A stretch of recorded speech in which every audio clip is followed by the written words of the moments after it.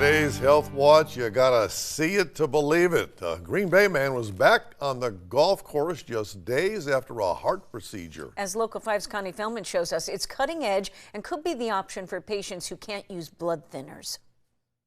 Well, you don't hear about this too often. Being back out on the golf course 5 days after you've had a heart procedure.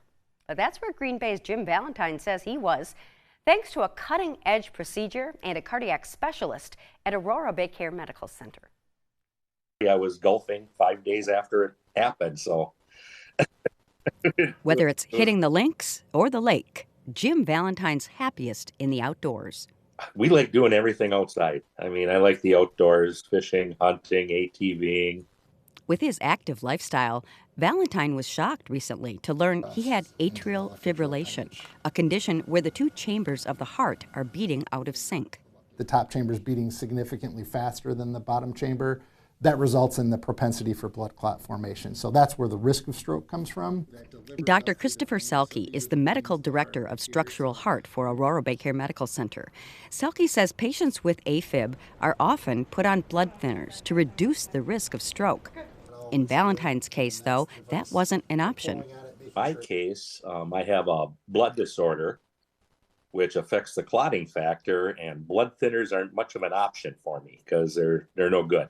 So with him, he's at risk of stroke for the atrial fibrillation, but he's also at risk for bleeding because of his, hereditary clotting disorder. So it's a unique, scenario. A unique scenario with a unique solution. And when we advance the push cable, what that's doing is the heat-sensitive metal is expanding out and opposing into the atrial appendage. Selke's describing the left atrial occlusion procedure he performed on Valentine after consulting with a multidisciplinary team of colleagues.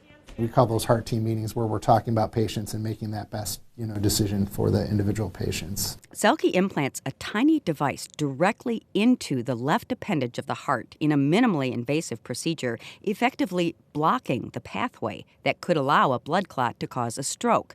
There are two versions of these state-of-the-art devices. We are the only hospital in Northeast Wisconsin allowing both different devices, so it's not a one-size-fits-all. We're really tailoring it to the needs of the individual patient.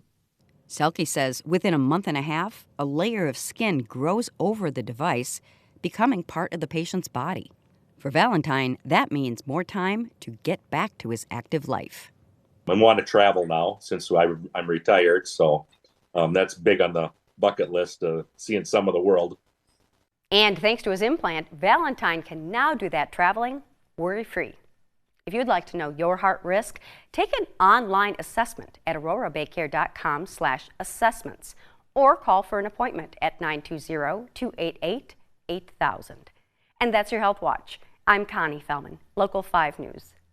Thank you, Connie. Tomorrow in Health Watch, helping teenagers develop healthy sleep habits.